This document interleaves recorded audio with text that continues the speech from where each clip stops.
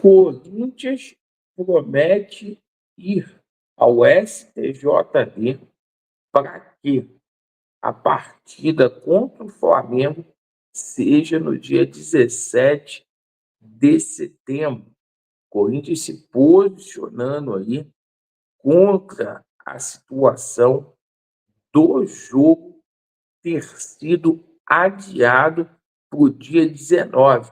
E isso pode sim beneficiar o Vasco da Gama.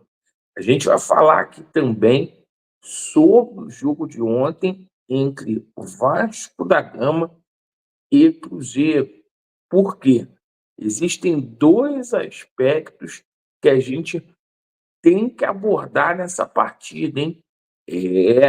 A gente vai falar aqui sobre as escolhas do Paiva na hora da substituição. O Paiva ontem foi muito mal, mas muito mal mesmo, e a gente vai falar sobre a situação envolvendo a arbitragem e explicar para você, torcedor do Vasco, por que que isso acontece. Inclusive, tem até um recado do Euriquinho aqui no nosso vídeo, ele dando a opinião dele, falando o que que ele acha sobre o assunto. Eu peço a você que não é inscrito aqui no nosso canal, para você se inscrever. Deixe o seu like ou o seu dislike e ativem o sininho. Meus amigos, vamos começar falando aqui sobre a situação do jogo de ontem envolvendo Vasco da Gama e Cruzeiro, para depois a gente falar aí dessa intervenção do Corinthians junto ao STJD. Meus amigos, o seguinte, ontem a gente tem que analisar essa partida sobre dois aspectos. O primeiro aspecto, antes de falar da arbitragem, o Paiva ontem, muito mal. O Paiva escalou a equipe legal, diga-se de passagem. Gostei muito da zaga com o Léo e com o João Vitor. Claro que o Cocão não pode mais sair desse time do Vasco da Gama. E lá na frente, eu acho que era isso mesmo. DVD, o Emerson e o Vegete. E o Coutinho entrou dando muito mais movimentação ao Vasco da Gama, no meio-campo. O Vasco provavelmente não vai ter condições aí de escalar o DVD, que está fora aí do restante da temporada, teve uma lesão muito grave. Mas, assim, eu acho que o Vasco encontrou o time ideal. Mas o Paiva ontem, na hora que foi substituir, meu Deus do céu, ele com 16 minutos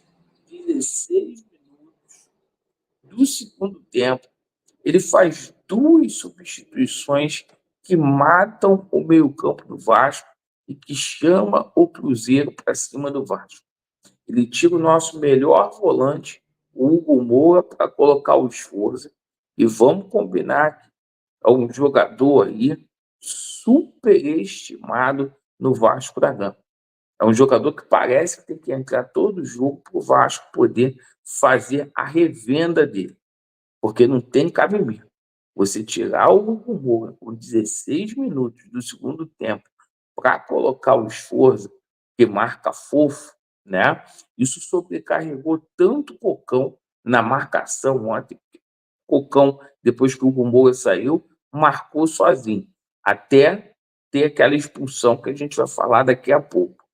Bom, aí ele vai, tira o Coutinho, coloca o Paulo Henrique no lugar do Coutinho e, para piorar, coloca o Puma jogando de ala.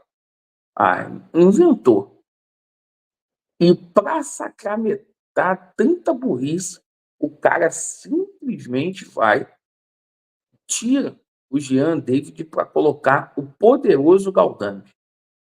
Gente, o seguinte, quero saber por que que o Maxime Domingues, pai, não joga aí no teu time. Jogador que foi contratado a peso de ouro.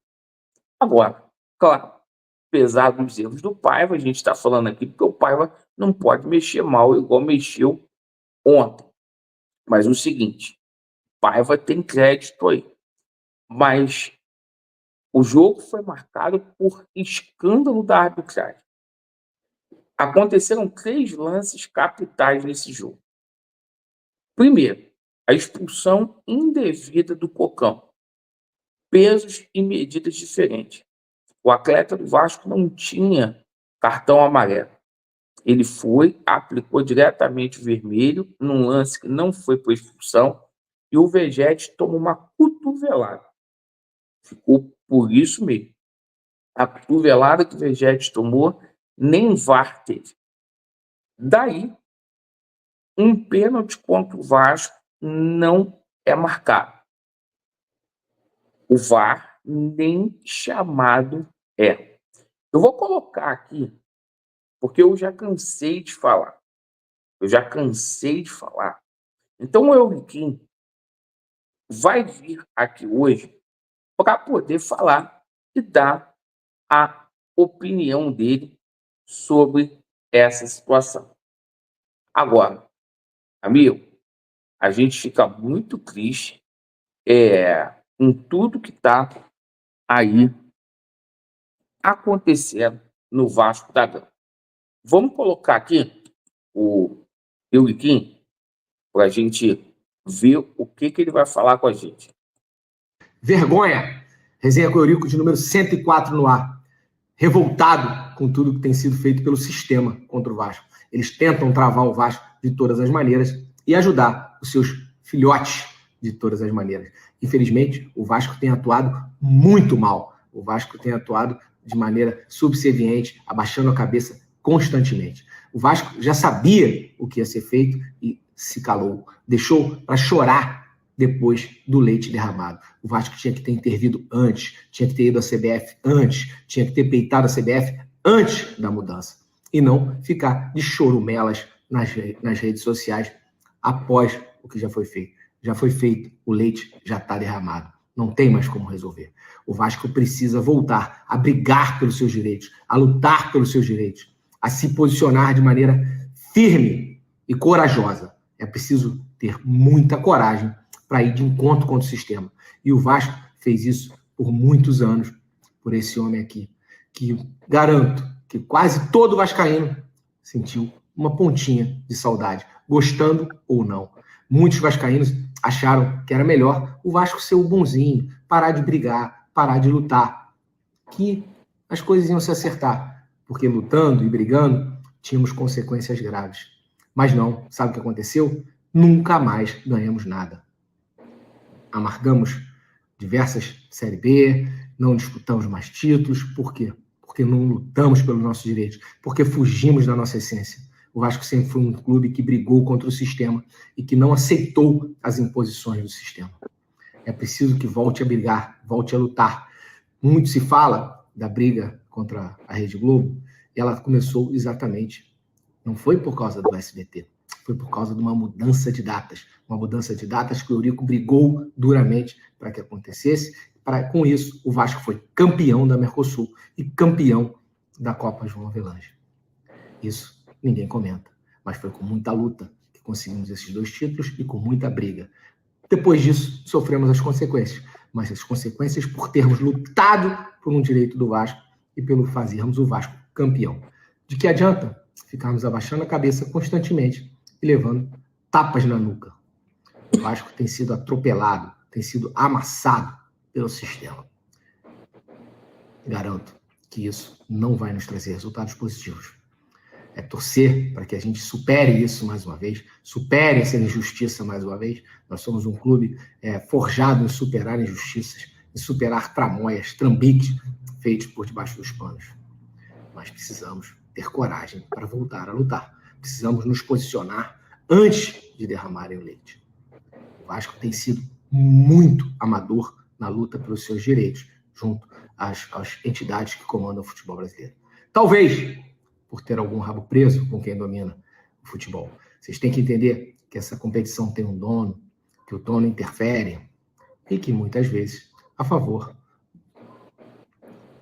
do time que gasta mais dinheiro para isso. Então, vocês não acreditem que um clube que investiu 300 milhões em ano de eleição, faltando poucos dias para uma eleição no clube, não vai gastar mais dinheiro para tentar dar alguma resposta. É vergonhoso o que fazem, é descarado o que fazem, é na cara dura e todo mundo fica calado.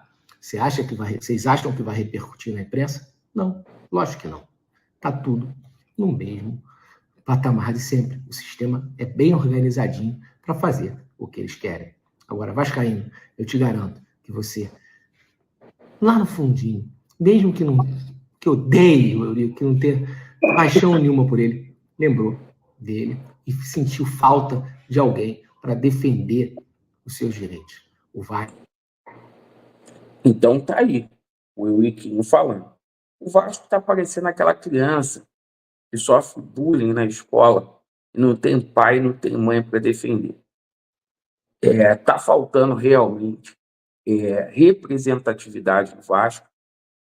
O Pedrinho, quando vem a público para poder falar, ele vem de forma demorada para jogar para a galera. Agora, o Corinthians vai ao STJD, certo? Para tentar reaver a data da partida. O Vasco tendo que torcer por uma atitude do Corinthians, porque os nossos representantes, nesse aspecto, são frouxos. É isso que acontece. Obrigado pela atenção, Vasco neles, e a verdade prevalecerá. Valeu. Vamos aguardar aí para ver como que vai ficar. Valeu.